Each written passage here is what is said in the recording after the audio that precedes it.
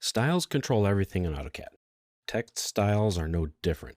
They are actually very simple to create and edit, and probably one of the easiest styles in AutoCAD to use. Now, you can just open up any regular blank template file, or if you have another file already open, that's fine. To get to text styles, you just type in the word style and press enter. These are all of the settings you have available for your text style. As you can see, they all fit on one window. They're not very much. Over here on the left in this top are all of the styles that are in your file. And down here is a preview of what that selected style is going to look like. With this option here, you can see all of the styles in the file, or you can opt to see just the styles that are being used. It's up to you on what you need to do. Now again, there's only one window for text styles.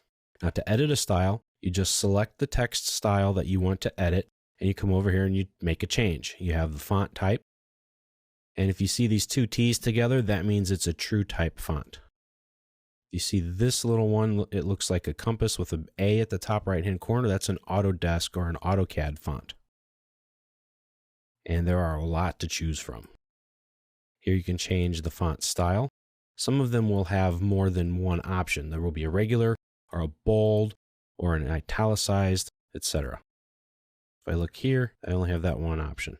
But there are a lot of different things that you can do with your text. Here you have the size. Now you can pick it to be annotative. This text right here called annotative is annotative. If an object is annotative, you set the height in the paper. That means when it prints out, it's going to be, however it's going to be. I'm going to say it's going to be 0.1 units. And this is in units in your file. So keep that in mind. If you're working in decimals of a foot, text size of 0.1 is very common, or oftentimes it'll go down to about 0.08 for regular text. So in this case, it's about 1/10 of an inch. That'll give you an idea of what it looks like. What this will do is that it will match it. If your text is in model space and you create a viewport, regardless of the scale of your viewport or the scale of your drawing, the text height will always be the same. It will adjust it automatically so that it looks the same on paper all of the time. Or you can just set the height. You say, I'm going to have this text be 0.1 or 0.5 or 20 or 100, whatever it needs to be. You can make your text upside down and backwards, or just one or the other. And you have an obliquing angle. This gives it a bit of an italics look to it. And you have the width factor. Now the width factor is the width of the characters. So the standard width factor of 1 will make the text just look like it's supposed to. If it's less than 1, it'll scrunch them together. If it's greater than 1, it makes them fatter or wider. It keeps the height the same. The height won't change, just the width. Now to create a new text style, you have to start by highlighting over one of these. And anytime you change the text, it's going to ask you if you want to save your changes. So you click yes or no. In order to create a new text style, select one of these text objects, find the one that fits best to what you're going to create, and then click new. Give it a name. I'm just going to call it new for this example. Click OK, and then make your changes accordingly. So this one has bold, italics, and regular. Not bold and italics, just either bold or italics. So this is a case where you may want to go bold and set your oblique angle to 30 to get it that way. I can make it even a little bit fatter like that. When you're finished, click apply, select the text, select the set current, and whenever you start new text, this will be the style that's used. Now text styles, as with all styles, are saved in that specific AutoCAD file.